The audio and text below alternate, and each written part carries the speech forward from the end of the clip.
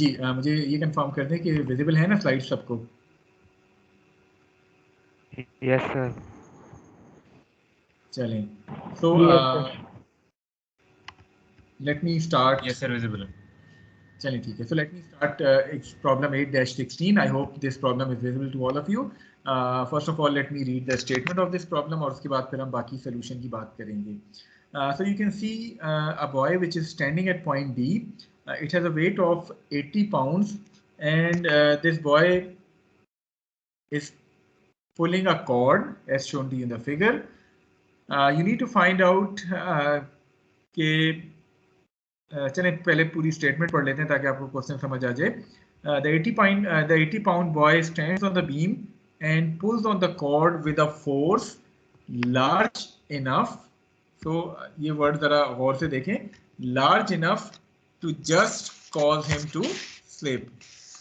So इससे आपको क्या मिलता है कि he is on the verge of slipping, isn't it? Yes sir. Yes sir. Okay, so if the coefficient of static friction between his shoes and the beam is given to you as 0.4, we need to determine the reactions at point A and point B of the beam. At point A we have a roller support. It means कि हमारे पास क्या reaction आना चाहिए point A पे? Normal AY आएगा. इसी तरह at point B we have a pin support. So what should be the type of reaction which we are going to get at point B? VX and BY. VX and VY. The beam is uniform and has a weight of 100 pounds. It means कि इसका weight इसके center of gravity या center of area पे act करना चाहिए. Neglect the size of the pulleys and the thickness of the beam. Okay, so first of all, let us try to model this boy.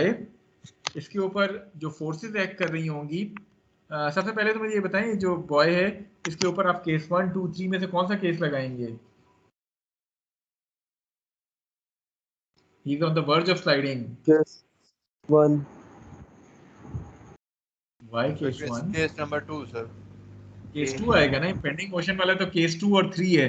Case 2 all points of contact है, case 3 जो है वो some points of contact है. इसमें तो contact point ही एक है. So we are going to apply case number 2 in which this boy is on the verge of sliding. So आपके पास इस बॉय का जो वेट है it is going to act downward. So let me write it as WA.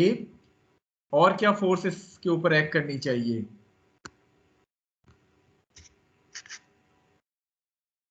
Beam को आप remove करेंगे तो क्या मिलेगा आपको? Sir normal force. तो बीम की फोर्स मिलेगी जिसको चले मैं यहाँ ND से रिप्रेजेंट करता हूँ.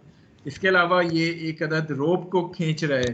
तो once you remove that rope what you are going to gate?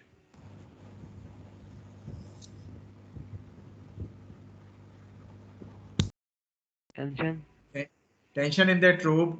और वो टेंशन जितने एंगल पे एक्ट करेगी वो आपको गिवन है इस स्मॉलर ट्राइंगल से कि ये आपके पास 5 है, then this distance is 12 and this distance is 13. So 5, 12, 13 आपको ये एंगल गिवन है.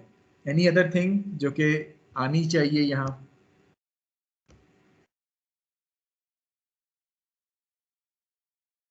What about friction? He is on the verge of slipping.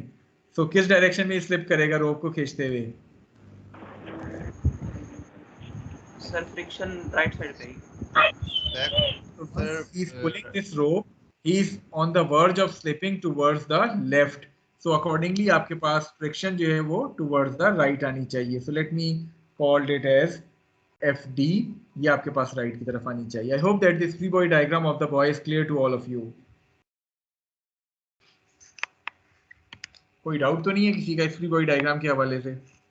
No sir.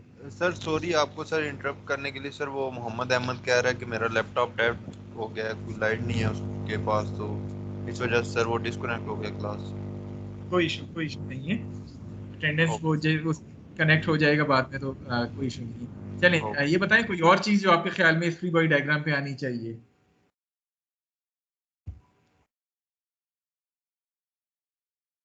So the diagram is complete. Sir D point पे तो यही आएगा. Yes sir. So आपके पास since this boy is on the verge of sliding, so when he is on the verge of sliding, what should be the value of friction? FD.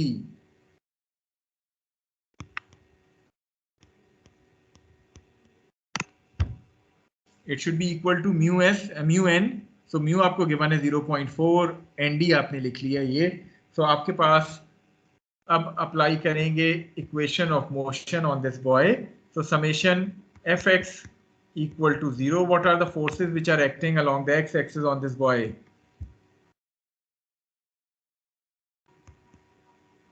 FD. One is friction 0.4 nd. The other one is a component of this tension force. So वो कौन सा component है?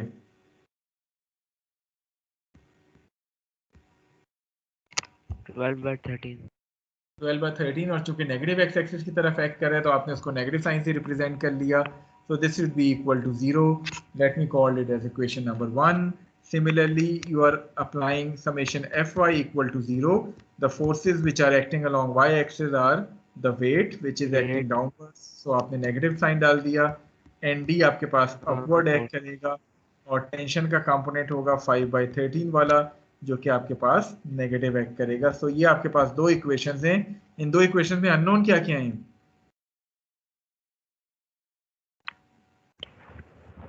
ND or tension. Tension or normal ND or force. tension. So once you solve it, you are going to get the values of those unknowns. So once you solve it, tension comes out to be 41.6 pound and ND comes out to be 96 pound. ठीक है, ये दोनों values आपको मिल गई। यहाँ तक clear है? देखो कोई डाउट, कोई क्यूरी आपकी? चलें। सो आपने टेंशन और एनडी की वैल्यू जो है वो डिटरमिन कर ली। सो लेट मी रब द सोल्यूशन टिल नाउ, ताकि आप जो हैं वो हम बीम के रिएक्शंस की तरफ जाएं और बीम की फ्री बॉडी डायग्राम की तरफ जाएं। वो दो वैल्यूज टेंशन और एनडी की आपको ज़रूरत पड़ेगी, वो मैंने वहाँ साइड पे लिख दी हैं। The rest of the things are going to be erased from the whiteboard. जी, now what should we do? क्या करना चाहिए हमें आपके ख्याल में?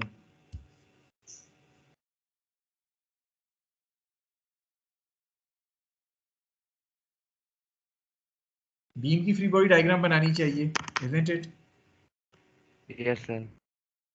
चलें, बीम की फ्री बॉडी डायग्राम बनाने के लिए हम इसको वहाँ सपोर्ट रिएक्शन से ही स्टार्ट करते हैं। जिस तरह अभी शुरू में आपसे जिक्र हुआ था, पॉइंट ए के ऊपर रोलर लगा हुआ है। So once we remove that roller, we are going to get a support reaction in the form of AY. Similarly, at point B, we have a pin support. So once we remove that pin support, we are going to get two support reactions. One is BY, the other one is BX. ये आपके पास support reactions BX और BY आ गए।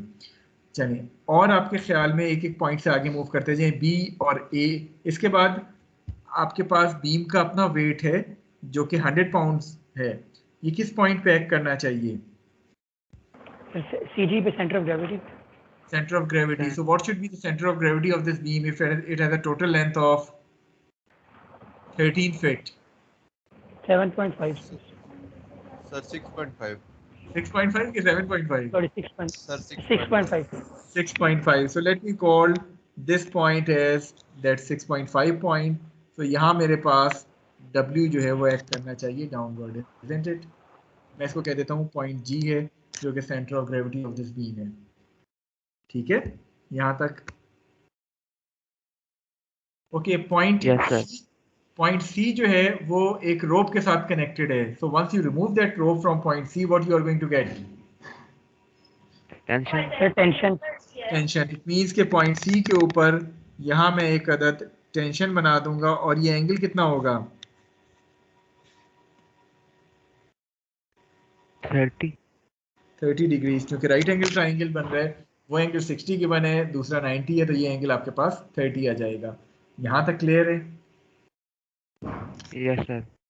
Okay, अब point ई की अगर मैं बात करूं जो कि दूसरा एंड है बीम का, इसके ऊपर आपके पास दो अदद अगेन रोप्स आ रही हैं। So once you are removing that rope, you are going to get this value of T and you are going to get this value of T, isn't it? Yes sir. ठीक है, so आपके पास हम point B से start हुए। B पे चूंकि pin joint लगा था, दो सपोर्ट रिएक्शंस आ गए। फिर पॉइंट ए के ऊपर आए, ए पे रोलर लगा हुआ था, आपके पास एक अदद और सपोर्ट रिएक्शन आ गया। Then we move on to the centre of gravity. Weight act करेगा 100 पाउंड्स का सेंटर ऑफ ग्रेविटी पे, उसके बाद पॉइंट सी के ऊपर चूंकि रोप लगी हुई थी, आपने रोप रिमूव की, टेंशन आ गई। उसके बाद पॉइंट ई के ऊपर दो तरह रोप लगी हुई थी, एक वर्टिकली डाउनवर्ड और एक ऊपर की तरफ। तो दोनों की रोप्स के अगेंस्ट आपने टेंशन लिख ली। चूंकि ये एक सिंगल रोप है तो the value of tension in each of this points is going to be same. So हमने टी से उसको रिप्रेजेंट किया है, T1 T2 या T3 से रिप्रेजेंट नहीं किया है। यहाँ तक क्लियर है आपको? कोई पॉइंट जो अभी तक आपको ना समझ आया हो इस फ्री बॉडी डायग्राम के हवाले से? Okay, now moving to point D which is a critical point. आप अगर आपको ये याद हो, once we were drawing the free body diagram of this man, हमने कहा था कि इस बंदे का वेट जो है वो डाउनवर्ड एक्ट करना चाहिए। चलें उसको मैं उस W से डिफ्रेंशिएट करने के लिए WD कह देता हूँ। तो ये डाउनवर्ड एक्ट कर रहा था। नॉर्मल रिएक्शन आपके पास अपवर्ड एक्ट कर रहा था जिसको मैंने ND कहा था, और टेंशन इन द रोप इस डायरेक्शन में एक्ट कर रही थी। फ्रिक्शन आपने किस डायरेक्शन में कहा था? Right right. इसको मैंने FD कहा था। चलें, अब आप इस बंदे का इफेक्ट पॉइंट डी पे कैसे लेकर आएंगे? आप इस बंदे को रिमूव करेंगे, इजंट इट? बीम की फ्री बॉडी डायग्राम बना रहे हैं ना, तो आपने जिस तरह बाकी पॉइंट्स को आइसोलेट किया, इस बंदे को भी हटा देंगे, ऐसे ही है। सो इस बंदे को हटा के आपको क्या मिलेगा? Normal at point normal. So what should be the value of that normal?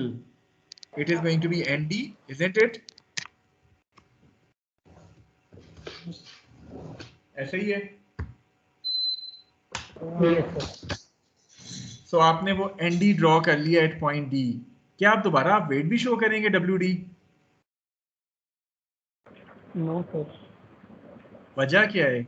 Already ND को अगर आप देखें उसमें वेट का इफेक्ट आ चुका है। अगर आप ND की कैलकुलेशन देखें, ND जब आप कैलकुलेट करे थे तो उसमें ऑलरेडी आपने वेट और जो टेंशन इस डायरेक्शन में आ रही थी उसको शामिल किया हुआ है। तो ये ना हो कि आप गलती से ND के साथ साथ WD भी शो कर दें। यहाँ नहीं, WD की वजह से ही तो ये ND मिल रहा है इसको यहाँ। ठीक है, ये पॉइंट समझ आ गया हर एक को?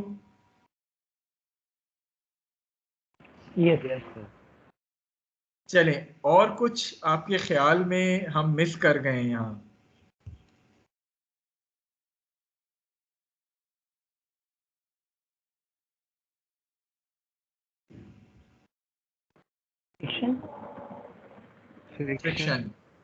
फ्रिक्शन पॉइंट डी पे आनी चाहिए। उसका डायरेक्शन क्या होगा? थोड़ा सा और से सोचिए, बताएं।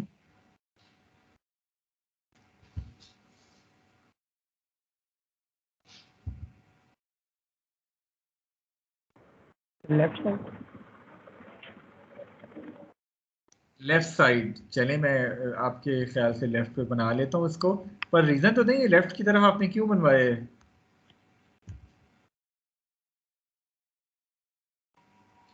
Any specific reason? Sir right पे नहीं आएगा फ्रिक्शन, क्योंकि स्लाइड तो उधर वो लेफ्ट पे करेगा। नहीं, मैं इसीलिए जिसने लेफ्ट बताया है उससे रीजन भी मांग रहा हूँ ना। तुक्का छोड़ा है तो और बात है, अदरवाइज कोई लॉजिक आप बताएं इस लेफ्ट की। जी, any reason which you think कि ये लेफ्ट की तरफ आपने बनवाया है? ऑल्दो करेक्ट है, वो आएगा लेफ्ट की तरफ ही। कन्वेंशन ली है कि जिस तरह सर हम away from the point draw करते हैं हर चीज, जिस तरह हम आइसोलेट करते हैं किसी चीज को। ये तो गलत कन्वेंशन है। आपने जवाब सही दिया, लॉजिक गलत बता रहे हैं। एनी अदर लॉजिक कोई और स्टूडेंट बताना चाहे?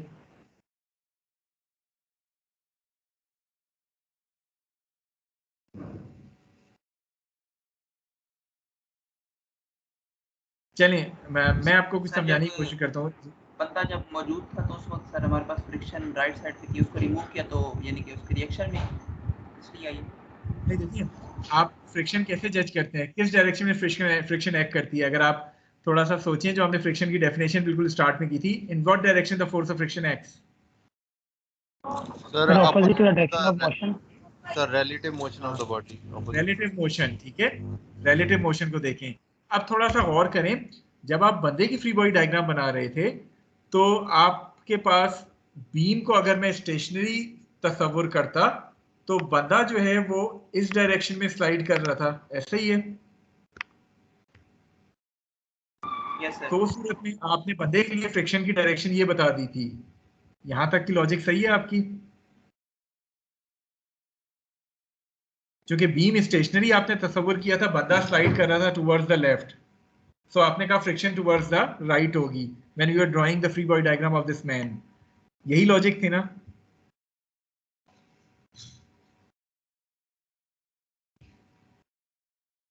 काइंडली जवाब दे दे कोई स्टूडेंट।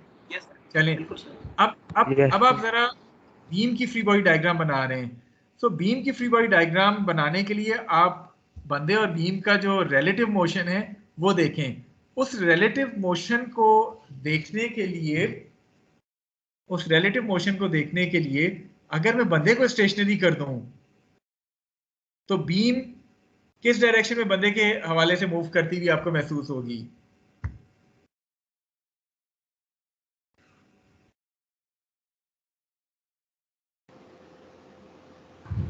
सर बीम फिर लेफ्ट साइड।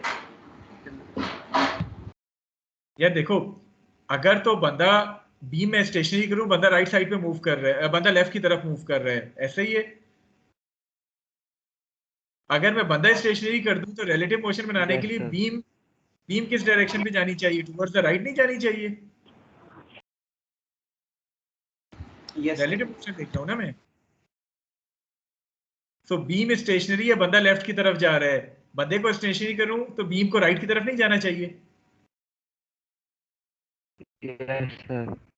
ठीक है, तो रिलेटिव मोशन अगर मैं देखूं तो उस हवाले से मेरी ये फ्रिक्शन का डायरेक्शन ऑपोजिट आना चाहिए, यानी टुवर्ड्स द लेफ्ट आना चाहिए। वैसे भी अगर मैं सिस्टम को देखूं जो कि बंदे और बीम वाला सिस्टम है, friction force is basically internal to the system, ऐसे ही है, एक्सटर्नल फोर्स तो नहीं है। अगर मैं सिस्टम कंसीडर करूं बंदे और बीम का एक कंबाइंड सिस्टम, तो friction force is basically internal to the system. और हमने इंटरनल फोर्सेस के हवाले से क्या पढ़ा था, किस तरह ये अकर करती हैं? Equal and opposite collinear pairs के फॉर्म में नहीं एग्जिस्ट करती इंटरनल फोर्सेस। Yes sir. लिहाजा मेरे पास जब मैं बीम की फ्री बॉडी डायग्राम बना रहा हूँ तो फ्रिक्शन का डायरेक्शन मेरे पास लेफ्ट की तरफ आएगा। Is this point clear to all of you? Yes sir. चलें, अब जब आपने फ्री बॉडी डायग्राम कंप्लीट कर लिए, अब मुझे बताएं कि आपके पास ये जो बीम है जो कि रिजिड बॉडी है, कितनी इक्वेशन होती हैं रिजिड बॉडी की, इक्विलिब्रियम की? Sir 3 equation, summation F X, summation F Y and moment. तो कहाँ से आपको ये शुरू करना चाहिए? अपनी इक्वेशन कौन सी पहले लगानी चाहिए कि आपको रिएक्शन ए एक्स, ए वाई और बी एक्स में से कोई एक मिल जाए? Sir moment sir about x पहले लेना है। अगर मैं मोमेंट अबाउट बी लगा लें, अगर मैं पहले मोमेंट अबाउट बी लगा लूं तो कोई नुकसान तो नहीं है? No sir. B X B Y दोनों 0 हो जाएंगे। ए वाई का परपेंडिकुलर डिस्टेंस कितना है from point B? 4। Clockwise moment है, counter clockwise? Sir clockwise. Negative sign आ गया। W का परपेंडिकुलर डिस्टेंस कितना है पॉइंट बी से? 6.5। 6.5। Clockwise counter clockwise? Counter clockwise. Positive आ गया। जो पहला पॉइंट सी पे T है, इसका कौन सा कंपोनेंट मोमेंट बनाएगा, कॉस के साइन? सर ये काइंडली बता दें ये 6.5 किस तरह है? यार Yes, sir, same question. Beam की लेंथ कितनी है? Yes sir. ओके सर ठीक। 13 फुट लेंथ है, तो ये सेंटर ऑफ ग्रेविटी इसका 6.5 पे एक्ट करेगा ना? Okay sir. Okay, sir. चलिए, T का कौन सा कंपोनेंट मोमेंट बनाएगा पॉइंट सी पे, कॉस वाला या साइन वाला? सर साइन वाला, कॉस वाला उसे पास कर। परपेंडिकुलर डिस्टेंस कितना है? सर 7। और क्लॉकवाइज है counter clockwise? Sir counter clockwise sir. Counter clockwise है। पॉइंट ई पे जो T नीचे की तरफ एक्ट कर रहा है उसका परपेंडिकुलर डिस्टेंस कितना है? सर उसका 13। 13। Clockwise counter clockwise? Sir counter clockwise. Counter clockwise. Okay, ये जो पॉइंट ई के ऊपर की तरफ T है, इसका x कंपोनेंट मोमेंट बनाएगा या y component? Sir Y component. तो वो कंपोनेंट 5/13 होगा। Yes sir. परपेंडिकुलर डिस्टेंस कितना है इसका from point B? Sir 13। Clockwise 13 counter clockwise? Sir clockwise. clockwise. So ये आपके पास मोमेंट वाली इक्वेशन आ जाएगी। इसमें अननोन क्या है? टी की वैल्यू तो आपको मिली भी थी जब आपने बंदे की फ्री बॉडी डायग्राम बनाई थी। तो unknown here is ay. Once you solve it you are going to get the value of ay to be equal to 474.1 pounds. Is it clear? Yes sir. Okay, next step में आपको क्या करना चाहिए? Summation fx, summation fy. So once you apply summation fx, you are going to get the value of bx.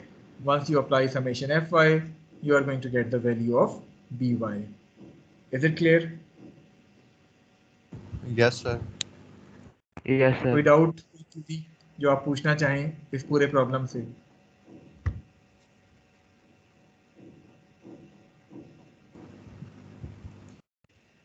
No query?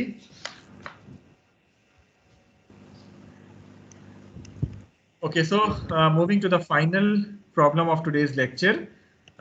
It is problem 8-19. You have two blocks A and B. Weight of these blocks is given to you as 10 pounds and 6 pounds respectively.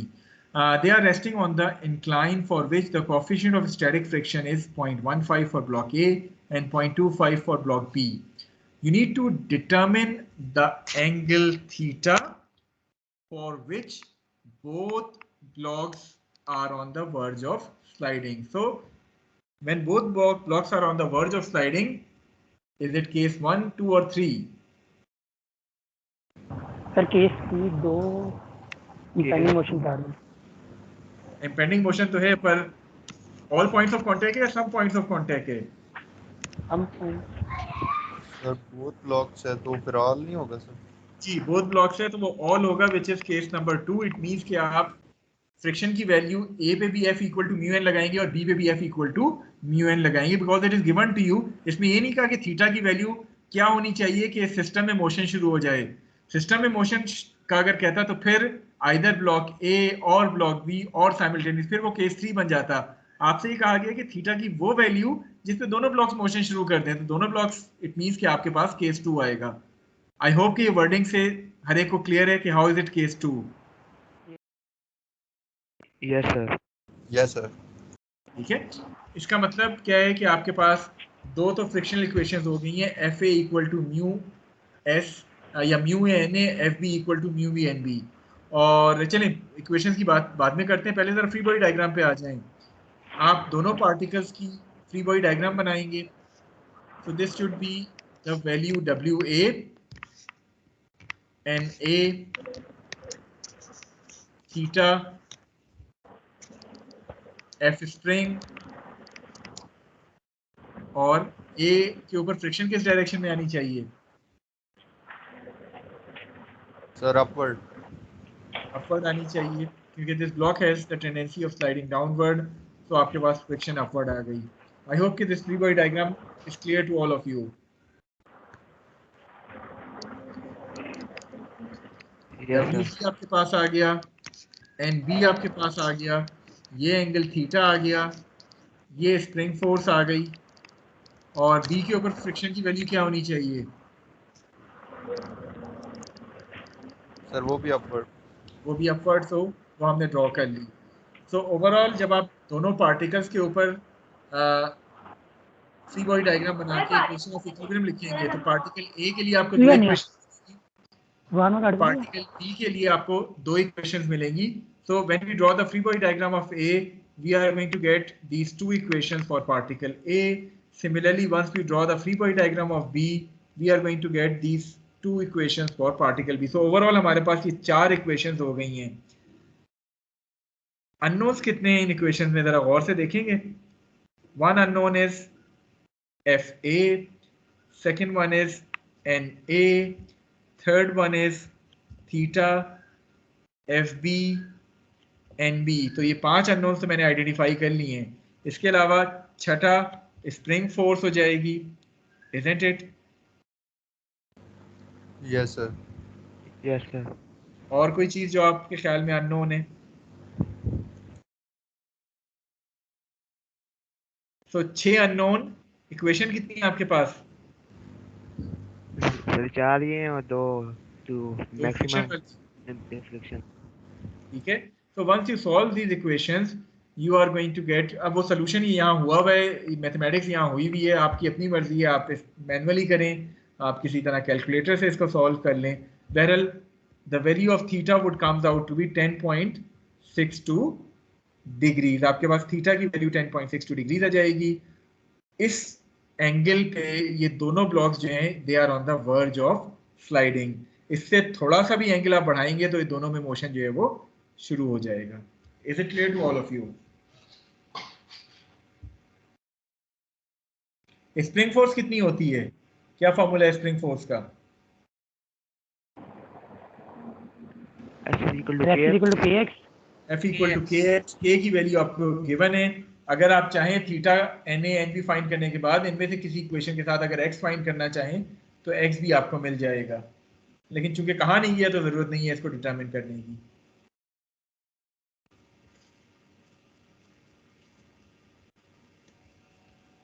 चलिए, so we are going to stop here. आपसे एक छोटी सी discussion चाहता हूँ, इसलिए थोड़ा सा lecture जो है पहले ख़त्म की है। सीआर ने ज्वाइन कर लिया, रिज्वाइन कर लिया सीआर ने, मोहम्मद अहमद?